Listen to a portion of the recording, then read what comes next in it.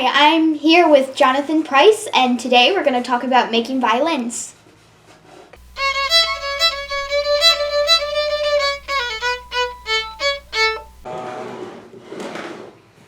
Hi, I'm Jonathon Price, and I'm a violin maker.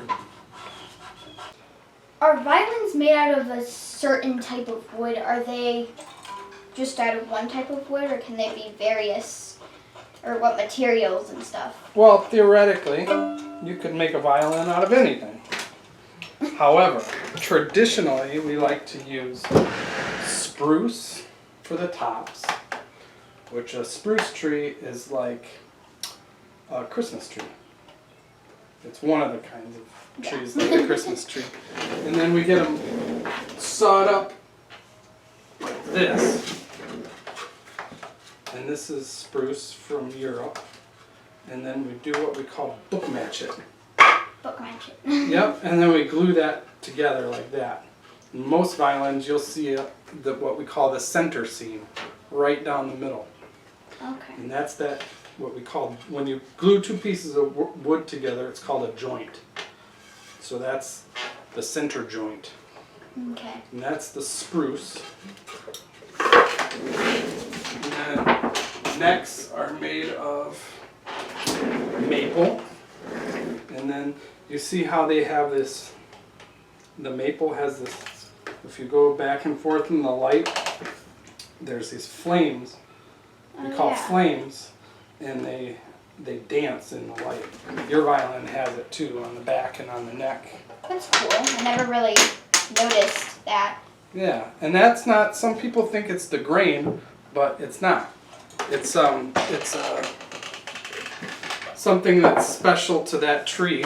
Where do you start when you make your violin? What steps do you take to complete them? Oh, there's so many steps.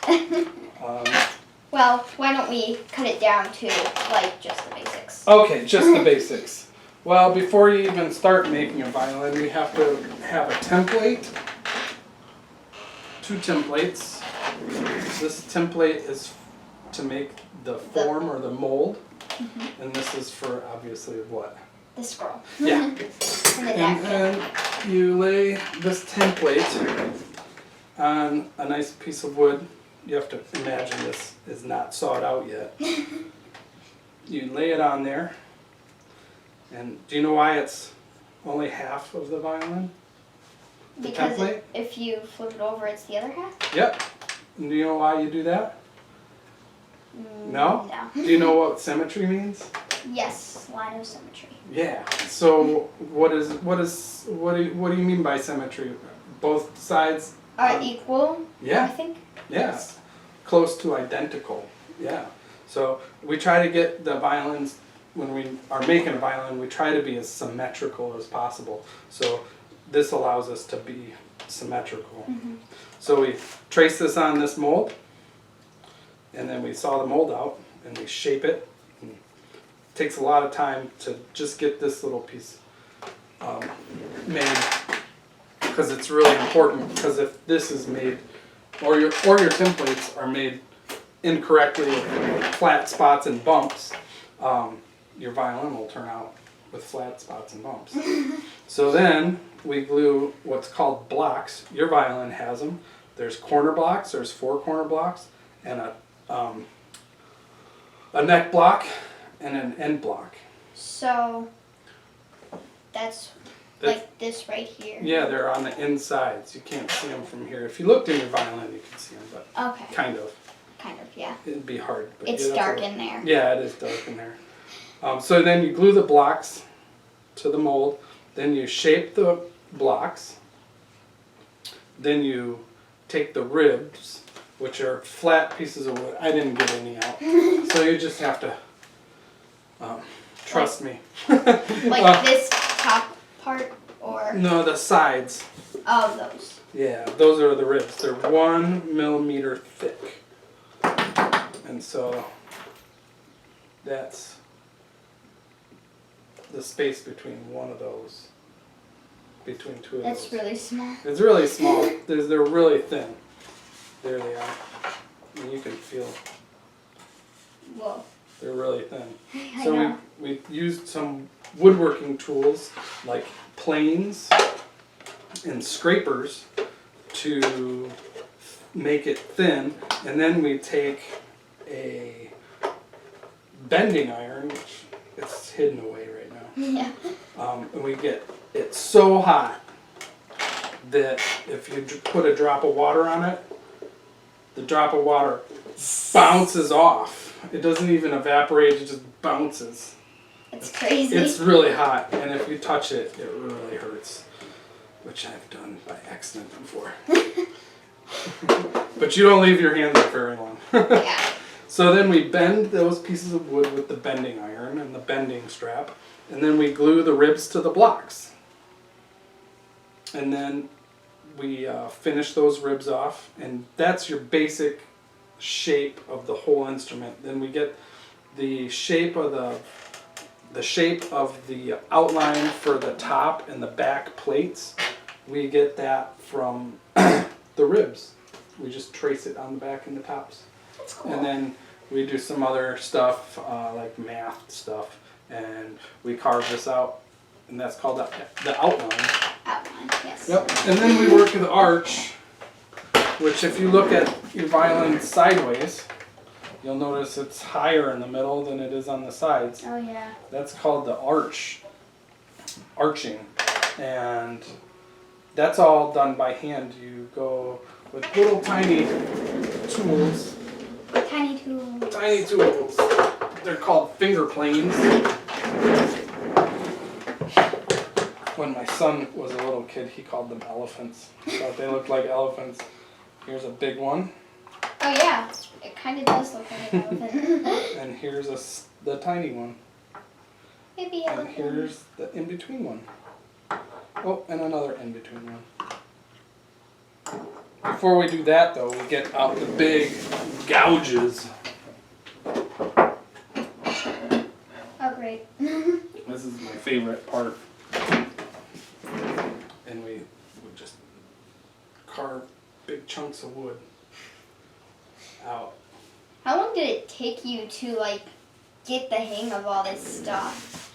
And like Well, that's the beauty of it. You never stop learning. So every violin I make is better than the last one. So I'm always learning, and every time I look at a violin that's made by the old masters, the original violin makers from the 17th century out of Cremona, Italy. Every time I look at their work, I'm inspired and I learn new things and I get ideas. that's good. Yeah. Sometimes I get to see them in real life, and sometimes I look at pictures in books. I've never seen like a really, really old violin. Yeah. Well, if you go to the Henry Ford Museum, they have Mr. Henry Ford's violins, and they're fancy ones. You should go check them out. They're really cool. He's got Stradivarius and Guarneri's there. There's lots of chemistry involved in violin making. Usually violin makers will make their own varnish. Sometimes we'll make our own polishes.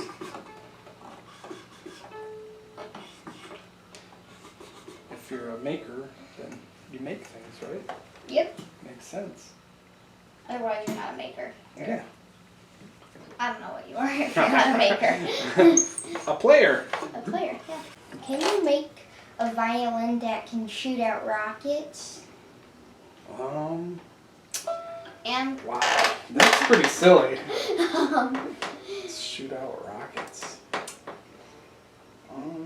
I don't think I could. I don't think I would trust myself with any rocket material. we would need NASA and like the greatest violin in the world maker. Why is it important to clean and take? Well, like of course you have to take care of it, but Yeah. why is it important to clean your violin?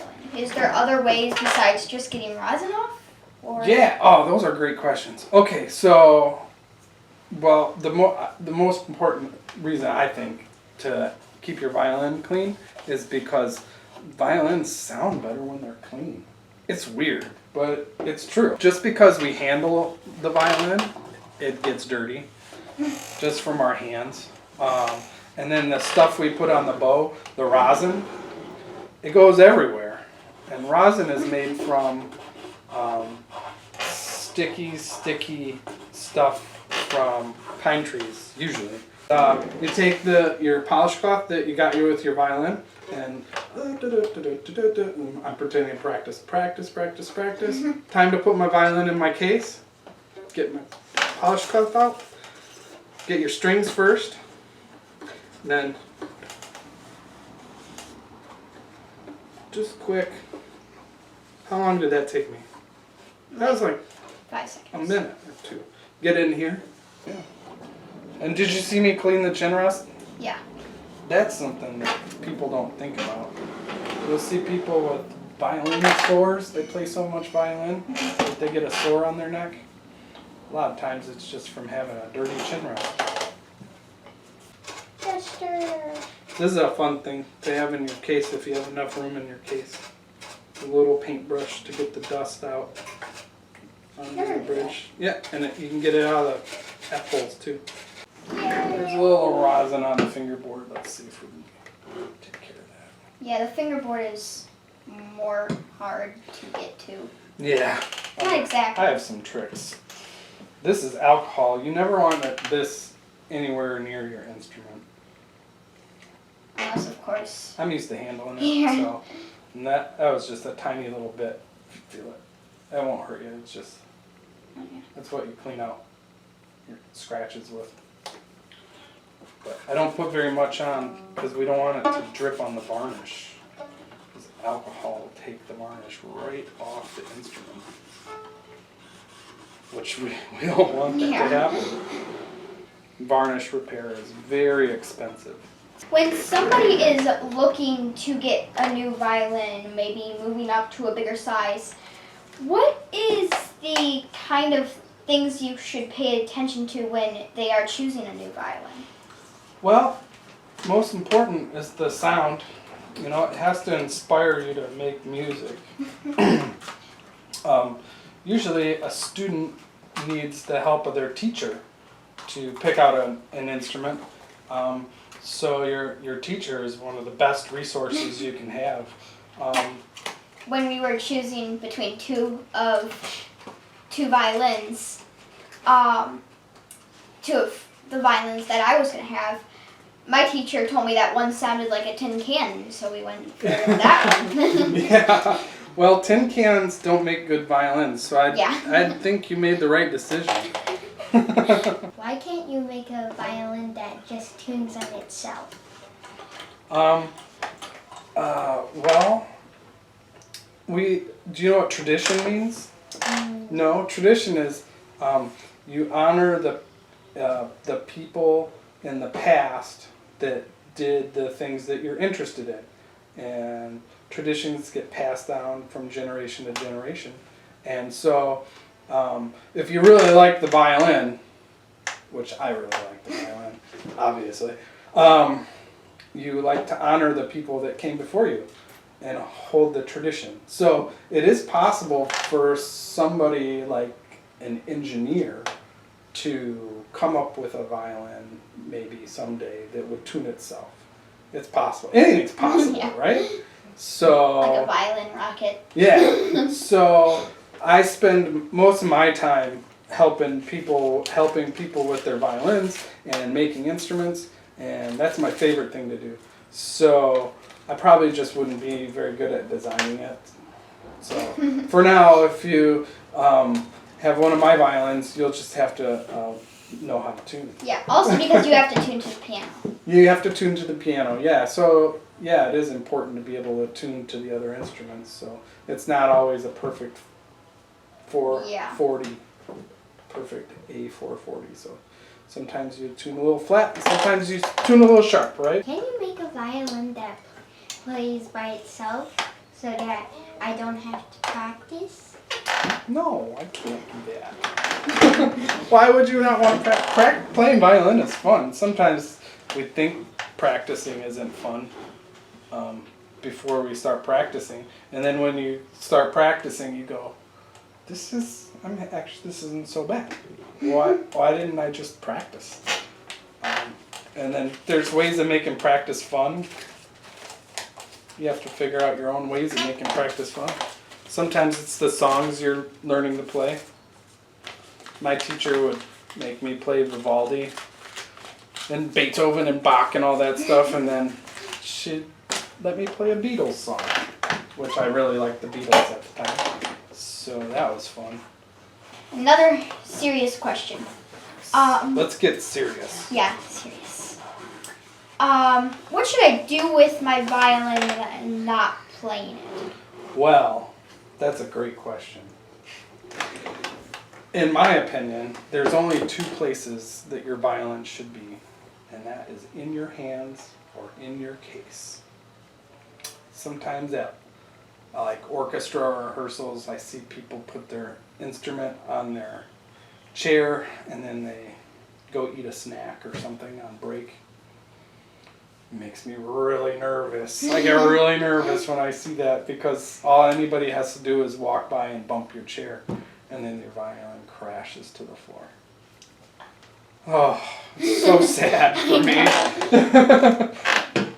That would be really sad. So what was it? What were the two places that you should only put your violin? In your hands? Yep. Or in your case? Yeah. Perfect. That's a great idea. Thank you, Jonathon Price, for letting us watch you work and talk about violins. We had a lot of fun. I hope you enjoyed this special episode of My Friend Izzy. If you want to get in touch with Jonathon Price, his contact information is in the show notes. That's all for today. See you next time. Bye for now.